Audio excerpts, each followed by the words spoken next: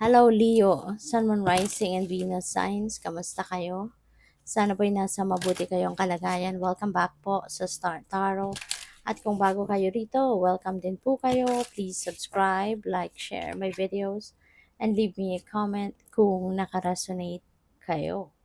So, alam mo, Leo, parang ang bigat ng responsibilities ninyo, no?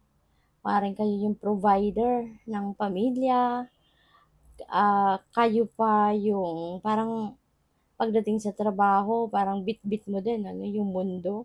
Kasi baka ang dami-dami din task ninyo sa trabaho. So, ang dami mo ng trabaho sa bahay, ang dami pagdating ng opisina, ang dami-dami mo din trabaho, maaaring, alam mo yun, parang ikaw na lang ba ang tao sa mundo? Parang gano'n. Minsan siguro napapaisip ka, no? Ganito kaya, sa trabaho, ikaw din yung pinipiling bigyan, ano, ng maraming task, dami mong obligasyon, even siguro hindi na parte, no, ng duties and responsibilities mo sa work, pero sa'yo pa rin binibigay. And it's maybe because, yung trust siguro ng boss mo sa'yo, nandiyan dyan, ang laki. Kaya ikaw yung pinipili niya na bigyan ng ng maraming trabaho because of the trust, 'di ba? At, ang maganda rito debt paid ka na, 'no? Kung ano man ang mga pagkakautang mo, mababayaran mo na, ayan, 'di ba? Yung debt sign, pinunit na niya kasi nga tapos na, bayad na, 'no? So, good for you. So, siguro meron kang opportunity, maaaring magkakaroon ka ng wealth gain, maraming sigurong financial gain ano, ang paparating. Kaya kung ano man ang pagkakautang mo, ayan, na, kumbaga. So, good luck sa'yo. We can say, no, siguro talaga maraming pera, no, ang dadating sa'yo. Kaya aside from mababayaran mo na lahat ng utang mo, makakapag-shopping ka pa. Pero pagdating sa shopping, ang talino mo din, 'no? Naghihintay ka din talaga ng sale. Hindi ka rin naman siguro bumibili ng magagamit na or kahit ano na nasa original price, 'no? Kaya naghihintay ka din ng sale. So, have fun, 'di ba? Kung marami kang pera talaga, make sure lang na yun nga, mababayaran mo na yung utang lahat at makapag-save ka. Okay? At yun, i-treat mo din ang sarili mo. Kumbaga, or mga loved ones mo, no? At siguro makakapag-shopping ka din. So, we have Three of Pentacles. Collaboration ito, Leo. Okay? So, pwedeng baka sa trabaho mo, meron ka nang makakasama sa ngayon. Kung dati, solo mo lang, ikaw lang mag-isa. Kaya ang dami-dami mong trabaho, 'di ba? Responsibilidad. Baka ngayon bibigyan ka na din ng assistant, no?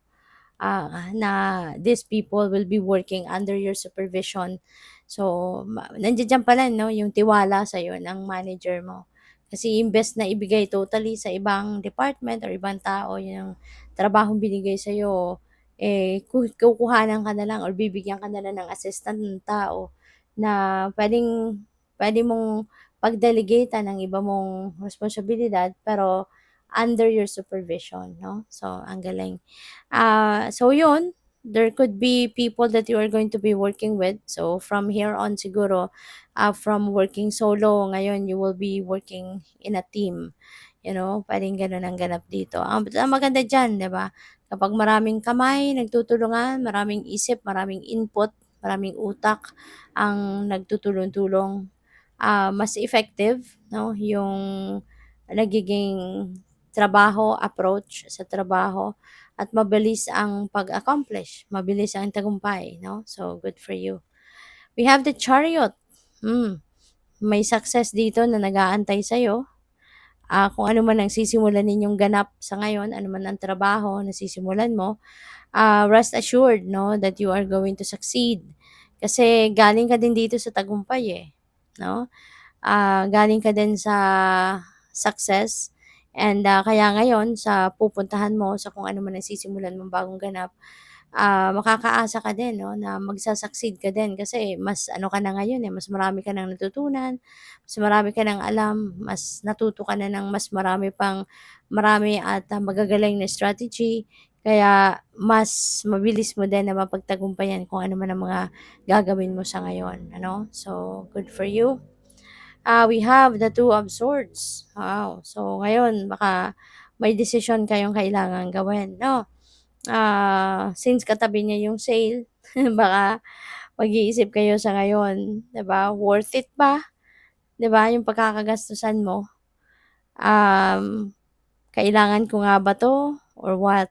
Oh, so siguro kahit naka-sale price kasi ito, kahit mababa presyo, pero baka ang makikita mo dito hindi naman talaga necessary. It's not a part of, basic needs or hindi ito necessity. O kaya baka mapapaisip ka diyan kung ano ba 'to, bibilhin ko ba 'to or hindi? So, maaaring may mga gano'n. Or this could be anything. Maaaring meron kayong mga financial decisions that you need to make, um, at this time.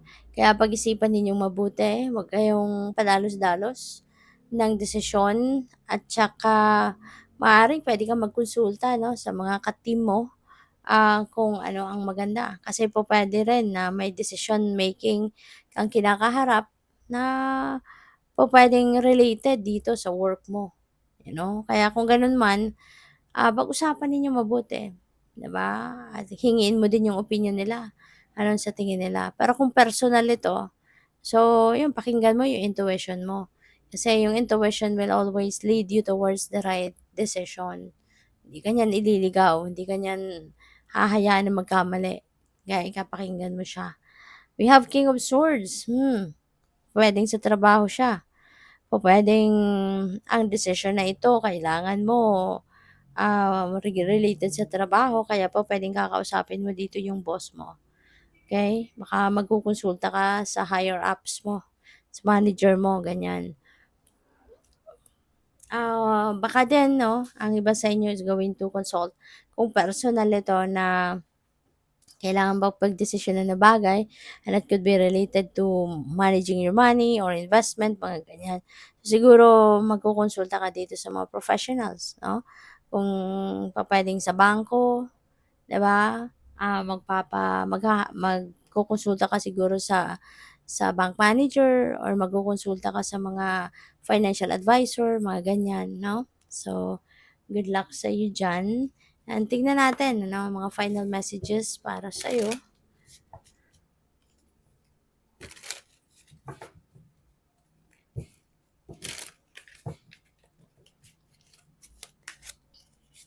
So, we have friend.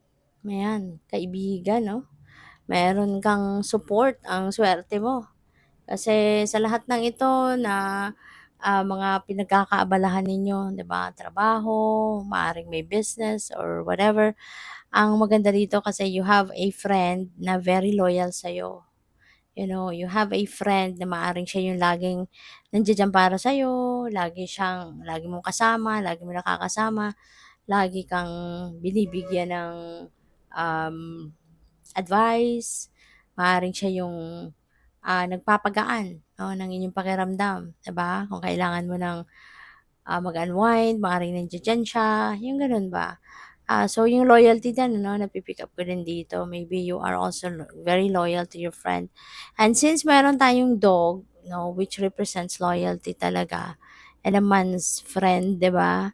Si dog. Maaaring iba sa inyo, no, baka may alaga kayo. Maybe you have a fur baby. O pwedeng may alaga kayong aso talaga or baka may alaga kayong pusa, mga ganyan. So, researcher. Maaaring kayo ay isang researcher din, Leo.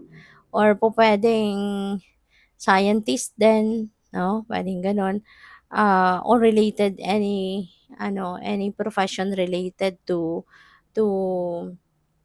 medical field or science, 'no, puwedeng gano'n. Baka related kayo sa mga gano'n. Pupuwede rin ang iba sa inyo dito na baka nag-aaral pa, 'no? Maaaring nag-aaral pa kayo because, prerequisite 'yun 'no, sa posisyon na pupuwedeng ina-applyan or a-applyan ninyo for promotion or pupuwedeng nag-aaral kayo because you're just, come up with a curiosity sa kung ano man, 'di ba? Puwedeng sa anumang bagay na gusto mong matutunan mo, additional skill or mga gano'n 'no. So, good luck. Thank you for watching. Love and light. Namaste.